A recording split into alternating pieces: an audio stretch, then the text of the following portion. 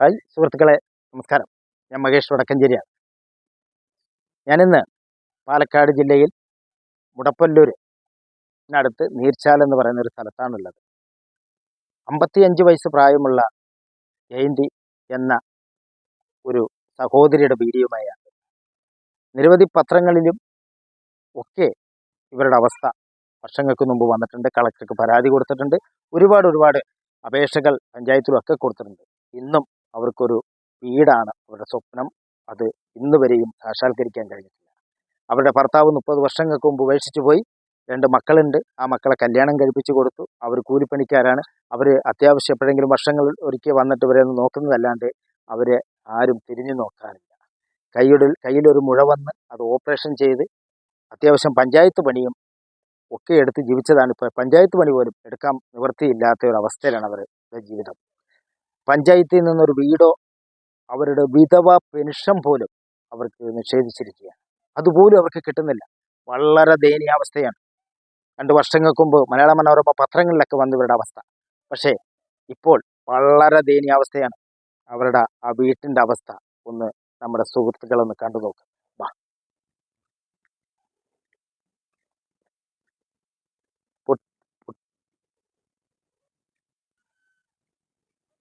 പൊട്ടിപ്പൊളിഞ്ഞു കിടക്കുന്ന വീടാണ്.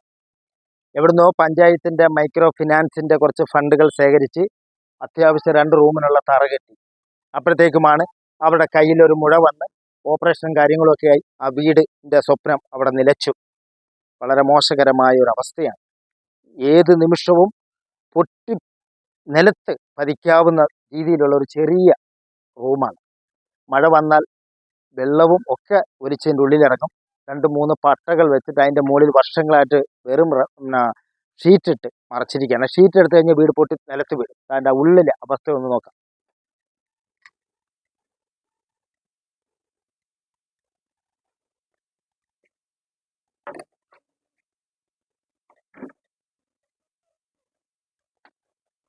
ഒരു മനുഷ്യൻ ഇതിനുള്ളിലോട്ട് അത്യാവശ്യം കടക്കാൻ പോലും പറ്റില്ല.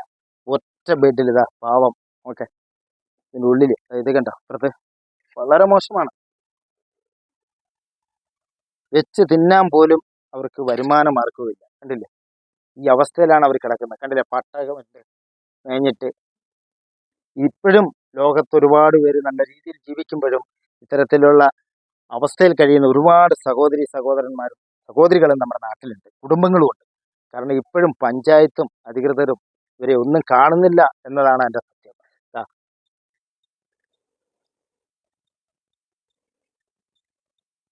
ഇവിടെ 4 സെന്റ് സ്ഥലമാണുള്ളത്. ഈ 4 സെന്റ് സ്ഥലത്താണ് ഈ സഹോദരിയുടെ കിടപ്പ്.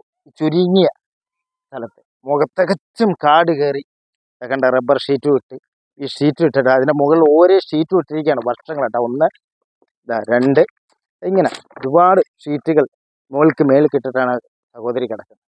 നമുക്ക് ആ സഹോദരിയുടെ ആ ദയനീയാവസ്ഥ എന്താണെന്ന് നമുക്കൊന്ന് ചോദിച്ച് മനസ്സിലാക്കാം. ഓക്കെ ചേച്ചി, എന്താ പേര്? ജയന്തി. എത്ര മക്കളാണ്? 2 പെൺകുട്ടികൾ. അതെയാ, 2 പെൺമക്കൾ എവിടെയാണ്? ഒരാളിനെ കൊടുത്തിട്ട് രൂപമില്ലാണ്ട് അത് ഒരു അമ്മായിയുടെ അടുത്ത് നിൽക്കണ്. വീടൊന്നുമില്ല. പിന്നെ ഒരു അത് കൊടുത്ത് കൂലിപ്പണി.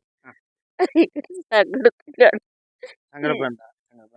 അപ്പൊ ഈ ഭർത്താവ് ആള് പോയിട്ട് 30 വർഷമായി. 30 വർഷമായി ഒറ്റയ്ക്ക് പണിയെടുത്താണ് കഴിയുന്നത്. അതെ, ഭാരപ്പെട്ട പണിയൊന്നും എടുക്കാൻ പറ്റില്ല. കൈയൊക്കെ ഓപ്പറേഷൻ ചെയ്തിരിക്കുക അല്ലേ? വരുന്നുണ്ട്, പക്ഷെ ഇനി ചെയ്ത കൈ ശേഷി ഉണ്ടാവില്ല. വലത്തെ കൈയാണല്ലേ? വലത്തെ കൈ കൊണ്ട് പണിയെടുത്തും ജീവിക്കാൻ പറ്റില്ല. എന്ത് പണിക്കാ പോയിക്കൊണ്ടിരുന്നത്? ആദ്യമൊക്കെ കെട്ട് പണിക്കൊക്കെ പോയി. ഇപ്പൊന്നും ഏറ്റാനും ഒന്നിനും പോയില്ല. ഈ ഭാഗം അങ്ങനെ തളർന്ന പോലെ വരുന്നത്. ഇത് പഞ്ചായത്ത് അധികൃതരൊക്കെ വിവരം കൊടുത്തായിരുന്നോ? എല്ലാവിടെയും കൊടുത്തു. 20 വർഷമായി ഇതിപ്പോ തുടങ്ങിയിട്ട്. കളക്ടർക്കൊക്കെ കൊടുത്തു, പഞ്ചായത്ത് കൊടുത്തു. ഇനി കൊടുക്കാത്തതൊന്നുമില്ല. കളക്ടർക്കും പരാതി അത് കൊടുത്തിട്ട് പഞ്ചായത്ത് കടലാസൊക്കെ വന്നു. ഒരു വിവരം അവര് ഒന്നുമില്ല. 20 വർഷമായി. 20 വർഷം ഇങ്ങനത്തെ കടലാസ് 5-6 ഇരിക്കണു. അങ്ങനെ ഭയങ്കര പ്രയാസം. കക്കൂസ് പോലും പഞ്ചായത്ത് എഴുതി കൂടെ അതുമില്ല. കക്കൂസ് പോലും, അത്യാവശ്യം ഉപയോഗത്തിന് ഒരു കക്കൂസ് പോലും ഈ സഹോദരിക്ക് ഇല്ല എന്നാണ് പറയുന്നത്. മനോരമ പത്രങ്ങളിലും അതേ കണക്ക് കളക്ടർക്കും ഒക്കെ വിവരം കൊടുത്തിട്ടും ഇന്നും അവർക്കൊരു ഫോൺ വഴി ഉണ്ടായിട്ടില്ല. ഇനി എന്ത് വേണം എന്ന് വെച്ചാൽ നമ്മളെപ്പോലുള്ള മനസ്സ് തുറക്കുന്ന സഹോദരി സഹോദരന്മാരും സന്നദ്ധ സംഘടകരും ഇവരെ കൈവിടാണ്ട് നോക്കണം. ഇവരുടെ വീണ്ടും അവരുടെ വീട്ടിൻ്റെ അവസ്ഥ ഒന്നും കൂടി ഒന്ന് ശ്രദ്ധിച്ചു നോക്കുക. അതിലേക്ക് നമുക്ക് ഒന്നും കൂടി ഒന്ന് കിടക്കാം.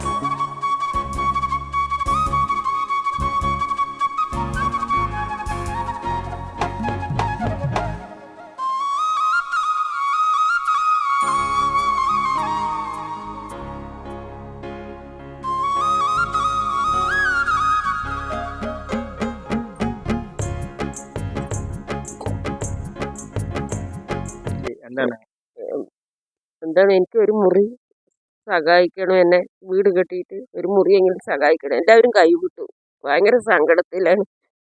എല്ലാവരും കൈവിട്ടു എന്നാണ് സഹോദരി പറയുന്നത്.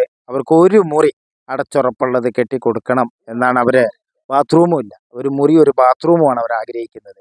അത് ഈ കാണുന്ന നല്ല മനസ്സിൻ്റെ ഉടമകളായ സഹോദരി സഹോദരന്മാരും എല്ലാ മനസ്കരും മാക്സിമം ഈ വീഡിയോസ് ഷെയർ ചെയ്ത് കൊടുത്ത് നല്ല കൈകളിലെത്തി ഈ സഹോദരിയെ സഹായിക്കുമെന്നുള്ള ഏക പ്രതീക്ഷ